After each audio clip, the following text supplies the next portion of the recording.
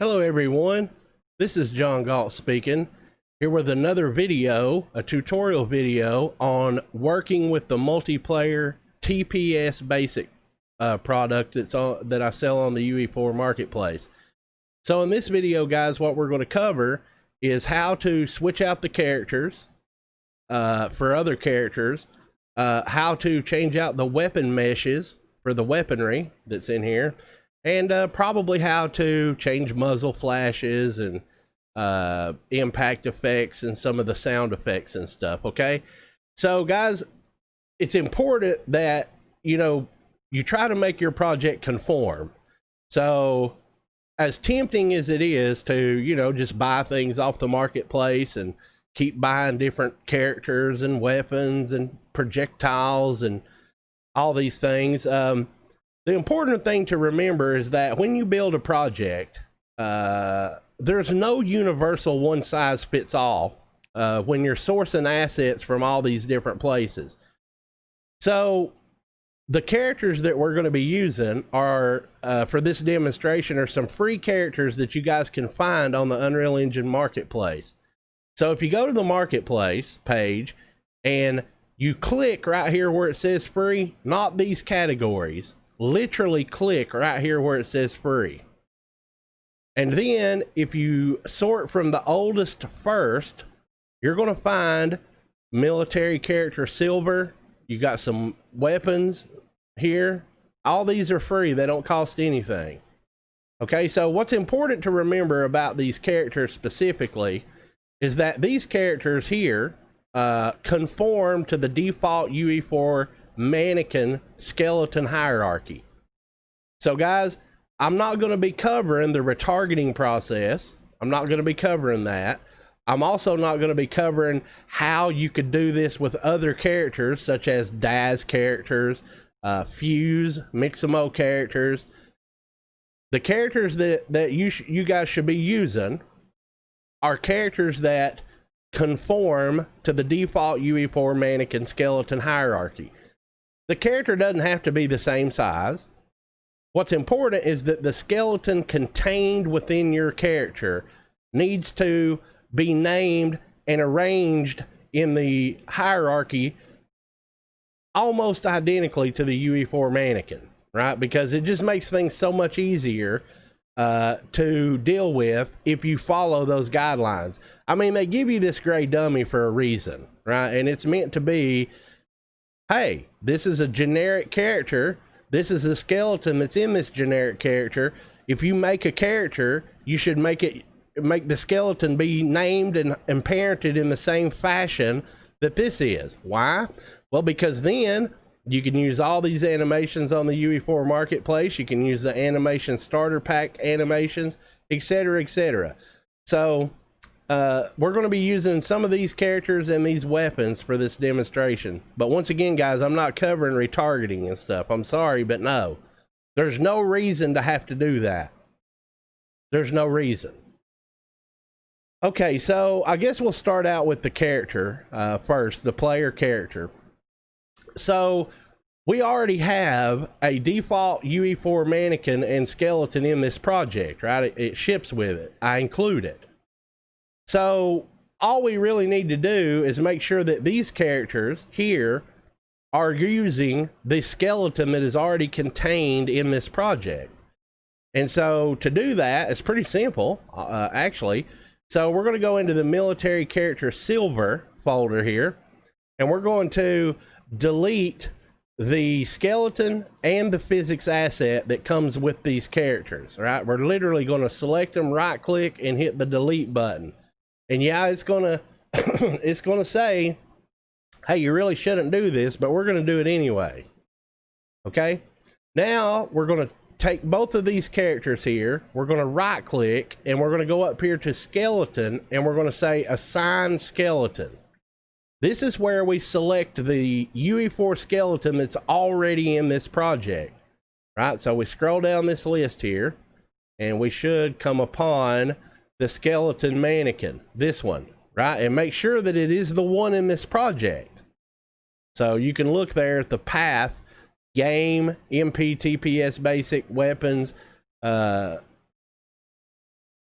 skeleton. There it is. All right, so we're going to select that and say accept. And then we're going to do the same thing for the second character. Okay. So we're going to select the mannequin and say accept. And let's go ahead and do a save all here. Now the next thing that's very important, don't skip this step.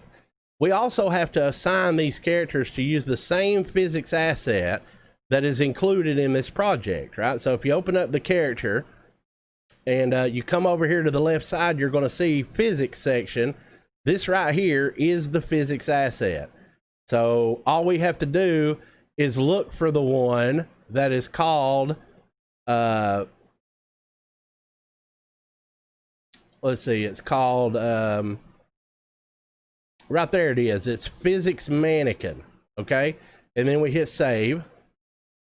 And then we do the same thing for this one, right? So we make sure that we assign the physics asset that's in this project, the one for the mannequin. Okay. And now after we do that, I want you guys to watch how stupidly simple this is. So all we have to do now is go into the TPS basic characters folder under the blueprints, and we simply open the master character blueprint here, and we can look in the viewport, and all we have to do is take the mesh here and change it over to one of these that we just switched, right? So I'm going to go ahead and select the style 1 male, and then I'm going to hit this little arrow. Well, actually, this is a little too small of a screen here. There we go. I'm going to hit this arrow. You select it here, and then hit this little arrow, and bam.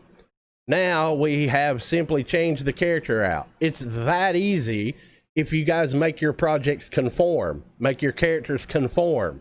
It's that easy. Don't have to do any retargeting mesh. You don't have to, you know, build a new animation blueprint, no new controls, no new weapon sockets.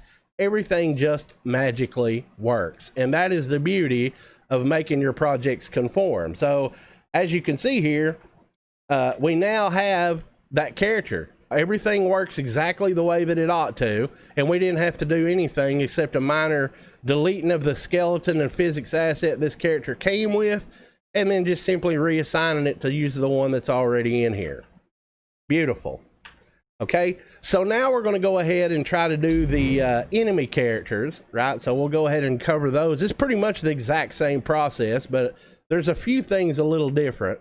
So we're going to start out by going into the military character dark, same as we did before. We're going to delete the physics asset, the skeleton, delete them out of here. And then we're going to select both of those characters, right click, go up here to skeleton and say assign skeleton. And we just need to pick the mannequin skeleton here. Hit accept, and we have to do that twice because there's two meshes here, right? So we'll select that one and hit accept, and then we're going to go do a save all here, and then we need to change those physics assets, right? So we're going to open the mesh, go to the physics section here, and we're going to select the mannequin physics asset. That's your hit detection, by the way, and that's also how your ragdoll works. So if you do not have a proper physics asset, this project ain't going to work for you. And so it's important to use these characters that all conform, right? That saves you a ton of work. Could you imagine just creating a new physics asset would be a pain in the butt for your character. So yeah, no. Okay, and now that we've did that, let's go ahead, right click and do a fix up redirects here. It's a good idea to do that every now and then. And then we simply go into the enemy here. And this is a little different because of the fact that I allow the player, the end user, the ability to change the color of this mannequin. So since I do that, we don't need that anymore. So in the construction script, we are going to unhook this, and we're going to bring this all the way down here to the end like this and plug it into this last bit here. We do not need this anymore. So we're going to go ahead and delete that. And let's go ahead and compile and save this. And let's look in the viewport. And now we're going to take the mesh of this one and we're going to assign it to one of those military character darks, right? So we'll just go ahead and pick this male here, and we hit this little arrow, and voila, it changes it. And I'm compiling this here, so this will take a second. And theoretically, that should be enough to get it done. So let's have a look at this. Yeah, he looks okay here. So go ahead and compile and save that. And let's look at the enemies over here. Did it change them? Look at that. Beautiful. So let's go ahead and spawn in here real quick just to give it a once over. We'll run up here, open the door, and really I just want to peek in here and make sure that all these characters switched over to the different meshes. And as you can see, clearly, they did. Not a problem. And everything just magically works, right? So isn't that beautiful? This is how projects are supposed to be made, guys, by the way. So I'm gonna go ahead and kill this here, and now I guess we'll talk about so the next thing on the agenda, I would imagine you guys are curious about is as to how you change the weapon meshes, right? So I include all these little placeholder weapons in here, and they're just low poly, don't have no normal maps, no textures, no nothing. Sorry guys, I had to get me a drink. So I guess you guys are curious as to how to do that. And we're going to cover it. So another set of caveats here is this. Your weapons need to conform to the weapons that are included in this project. Now I know what you guys are thinking. What does that mean? Do they got to be the same size and use the same skeleton? No, weapons you do not have to do that. But there are a couple things that are important. So if you go into the weapons folder here, into the meshes, and you open any one of these weapons that I include, what I mean when I'm talking about conformity is this. You guys are going to notice that all these weapons that I include are facing down the x-axis. See this? And you can look right here to see which axis it is, and it's facing down the x-axis. The next thing is that if you look at the skeleton of this weapon, you're going to see that it has it's only got one bone, right? So these are just placeholder weapons, right? So it's not meant to have bones and animated. But what the important thing to note is that it has a socket on the end of the barrel specifically called Muzzle Socket. Exactly that name. And every single weapon that I include in here is that exact way. They're all facing down the x-axis and they all have a muzzle socket called Muzzle Socket. So to make this project conform and make things significantly easier, what you guys need to do is take a look at one of the weapons that you plan on using. So we'll go look at the military silver here, weapons here, and let's just open up this assault rifle. And as you can see clearly, we already have a compatibility / conformity issue. This weapon is facing down the y-axis. And if we look at the skeleton here, you're going to notice that it does have a muzzle socket on the end of the barrel, but it's called muzzle flash, right? So we're going to rename this socket here to just be called Muzzle Socket. Exactly like the other one. Now the next thing we need to do is get this thing facing down the x-axis. Now guys, I wish marketplace content creators could all get on the same page so that we didn't have to do this stuff, but when you're sourcing assets from various different places, you really have no idea how the content creator made this stuff. I know how this project's made, but I don't have a clue as to about these particle effects or sound effects or none of that. But I know what works in my project. So in order to make this conform, we're going to take this weapon, this assault rifle, we're going to go to Asset Actions and we're going to say Export. And I'm literally just going to export that on my desktop, just like that. Then I'm going to turn right back around and hit Import. And I'm going to look on my desktop and there's the rifle. I'm going to tell it yes to all here. And the important thing to remember, We don't need the materials or the textures. The important part is that we need it to be facing down the x-axis. So in order to do that, we're going to put a -90 on the Z for the import rotation. And we're going to say import all. And it's going to tell you, you know, smoothing groups, blah, blah, blah. That's fine. And if we open this up, you're going to see that now this weapon is actually facing down the x-axis just like the rest of the weapons. Right?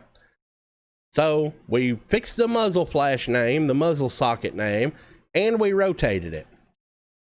So the next part of this equation is to replace the mesh in the weapon blueprint. So in the multiplayer TPS project directory, underneath the weapons, underneath the blueprints, underneath the weapons, we have a child blueprint that I created from this master weapon. We created a child blueprint for the assault rifle, which is right here. And so to change the mesh, we just go to open full blueprint editor. You can look in the viewport. And as you can see, right there is the mesh. So we select the mesh and we simply change this over to be the assault rifle. I don't know which one we fixed, so we're just going to restore this down. We did the military weapon silver, I guess was the one. The weapons, it's this one. So I'm going to go ahead and select it here in the content directory, and then I'm going to come over here and hit the little arrow and it put it in here. Now we have another little issue here, which is it's not displaying the correct texture for this weapon. Now why is this? Well, it's pretty much the same reason that the character enemy didn't. So I put a material instance on here so that this would happen, right? So when you look at these weapons, you see how it turns them orange, right? It highlights them. So I did that so that, you know, you could look at the weapon and see that you're actually looking at it other than just the little tag coming up. This is not even a proper highlight material. So what we will do to correct this is we will go into the weapons folder, but this time around, we're actually going to open the master weapon. And in the construction script, we are going to get rid of this here. And we will compile that and save it. And let's look in the event graph. There's an issue in the event graph that we'll fix, but it's easier to find it if we just let it have an error, right? So what we're going to do is hit play. And now you can see that the weapons do not highlight. Do you see this? The little tag still comes up and you can interact with them and pick them up, but it doesn't highlight. Now, when we hit escape here, we're going to be loaded up with a bunch of errors. See all these errors? So if you just simply click right here, it will take you to where the error is. And right here, you can see this is where I'm changing the material over to be the highlight material.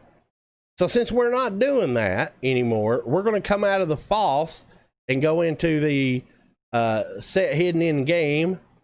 And then we're going to come out of the false here and go into the set hidden in game and compile that and save it. And theoretically, that should be enough to get it done. So let's come over here and look at the assault rifle. And it's kind of hard to see here, so you can see that the tag still comes up, but it's now actually displaying the texture that the weapon comes with. See there, it's not just solid black anymore. So if you guys are not okay with this, you guys will have to create you a material that is specifically meant to highlight the texture of the weapon.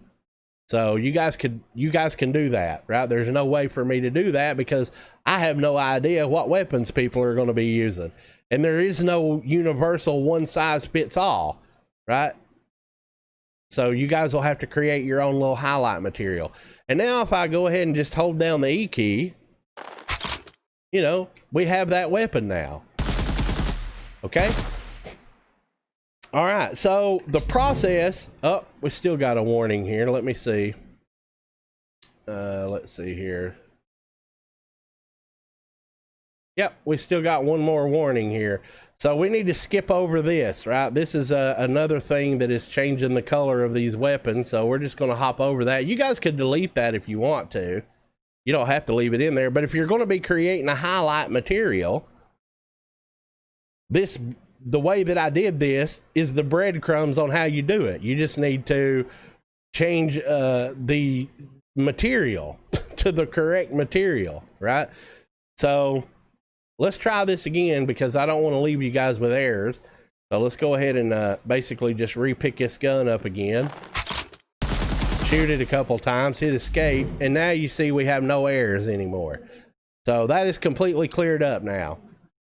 Okay, so the next thing that I want to cover, probably try to, and once again, it's hard to do this stuff because I have no idea how content creators make stuff, right? So we're going to talk about changing the sound effects and the muzzle flash, possibly the impact effects. Okay, so since the assault rifle is the only one that we did, right? And once again, I'm not going to go through here and do every single weapon. They're all the same, right? You have to do the same thing. You got to make sure they're facing down the correct axis, and you got to make sure that it has a socket on the end of the barrel named muzzle flash. Sorry, my dogs are having a cow back here. Okay, all right, so now we're going to work on changing the muzzle flash. So these weapons that we got off the marketplace for free, they also come with some effects, as you guys can see here. Now, once again, guys, project conformity matters. So I know how this project was built. You guys that buy this should dig around in it and understand how it's made. That's the whole point of these templates. So I know that the assault rifle, it uses a muzzle flash that is looping. That's what we need. We need a looping muzzle flash. Okay, so if we search in these military weapons silver here for assault, you can see that we have an assault rifle muzzle flash included. Now, if I open this up, it looks like it flashes one time and then quits. So we need to check to see if this is actually set to be a looping muzzle flash. And to do that, if you select the required section here, there should be one in here where it says emitter loops. Do you see this? 0 means loop infinitely. So we need to check every required section here and make sure that the emitter loops are all set to 0s so that it loops infinitely. And this required section here, we're going to make that one 0 too. And this required section here, we are also going to make that one 0. Okay, so now we have a looping muzzle flash, and that is exactly what the assault rifle requires. Now, guys, single fired weapons, you don't need a looping muzzle flash, right?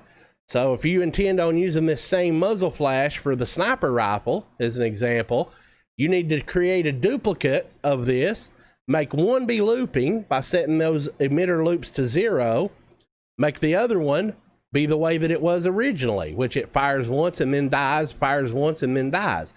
Auto fire weapons, guys, just to be clear here, why this is a thing, they can have a extremely high rate of fire. And so in order to save performance, what you do, a little trick that you do, instead of spawning a muzzle flash for every shot of the weapon, instead what you do is spawn one muzzle flash that just loops repeatedly over and over and over again. You guys see how that makes performance better, obviously. Okay, and the sound effect is the same way, by the way, but we'll get to that part in a minute. So now that we've actually switched this over to be a looping muzzle flash, all we have to do now is go into the child blueprint for the assault rifle, which is right here, right? See, the ones that have C in them, that's what the C stands for. It's a child blueprint. So let's go ahead and open that up. And in the class defaults, by clicking here or here, you guys see that there's a big ginormous list of things over here that you can change and manipulate. What we are looking for specifically is the one called Auto Fire PS Muzzle Flash. The PS is for particle system. So what we need to do is replace the one that I included with the one from that project, right? So we can go back into here and we can type in assault and select that one that we modified to be looping. And then we can come over here and hit this little arrow and compile that and save it. And as if almost by magic, now we have an entirely different muzzle flash, right? And see, it just works. Okay, pretty awesome. So now we're going to do the weapon firing sound, because the muzzle flash and the weapon firing sound follow the same kind of a principle. You're not firing a sound effect for every shot of an auto fire weapon. Instead, what you're doing is you're spawning a looping firing sound, and then when you let off the trigger, you're playing what's called a shot in sound, right? So it's like that little echo that you hear of the shot going off into the distance is what is known as a shot in sound. And that is the way that you can make auto fire weapons more performant instead of spawning a single sound every time you shoot the gun, right? So this project is made with optimizations in mind like that. So what we need to do is we need to look through these assets that we got for free. In the sound effects here, you can see that there is one for the rifle here, and we need to look to see if we have a sound cue in here that is a looping fire weapon sound cue. And oddly enough, we do have one, right? And if we hit play, that's exactly what we need. And then we also have what I referred to as a shot in sound. See, that's the little echo that goes off into the distance. So luckily, we have in this pack here exactly what we need, and we don't have to change anything, right? So with that being the case, all we have to do now is go back to the assault rifle child blueprint, and we need to find the sound effect that we're looking for. So let me expand this window out a little bit.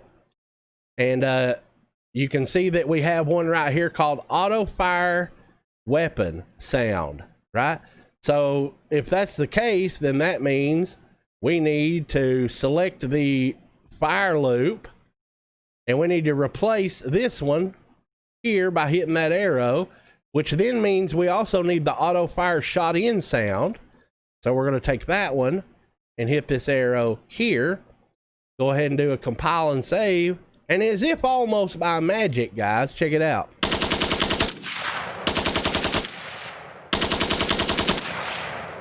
See there? Okay. All right, so I guess maybe we could look to see if there's some, you know, different impact particles, right? So let's look in these, the weapon FX folder here. And let's see if there is, let's just do a search for impact. And we have an impact metal, large, medium, and small. We also have some stone impacts. So really, guys, it depends on what you guys are looking for here. But in this case, I think we're going to use the, I don't know, maybe the medium metal impact.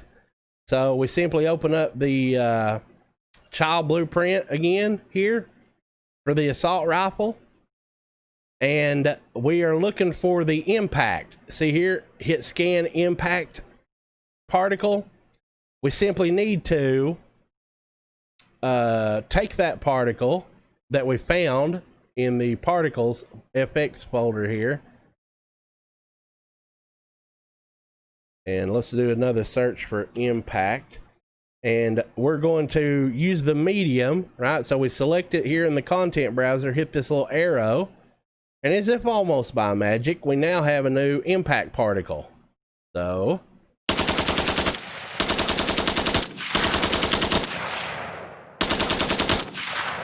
and there might even be an impact sound effect in here. Once again, I haven't, you know, used these much, but you see we have one called body and we have one called impact surface. So we could change that too if you guys want. So Let's go back into the weapons here and open back up our assault rifle. And we need the impact sound effect, wherever that is. Hit scan impact sound right here. So we are going to go back into the cues here and do a search for impact. And we're going to use this one. So we select it here, and then we change it right here to that one, and compile it and save it. And I think that's that. All right, guys. So that is it. That is all I'm going to be covering in this video. We covered how to change the characters, both the player character and the enemy. We covered how to change the weapon mesh out. And we also covered how to change the muzzle flash, the weapon firing sounds, the impact effects, and the impact sounds. So that ought to get you guys up and running if you guys are interested in just taking this template as is and switching out the assets. Okay, there'll probably be one more video about this product, which is the manipulation of the blueprints themselves. Like, I don't like the fire rate for this weapon, right? Maybe we'll cover some of the ways that you can modify some other aspects of this template. But the first video in this series, this covers the vast majority of questions about that I get with a template that I sell. Okay, so with that, you guys take care. This is John Galt, and we will see you in another video in another time. Have a good one, fellows.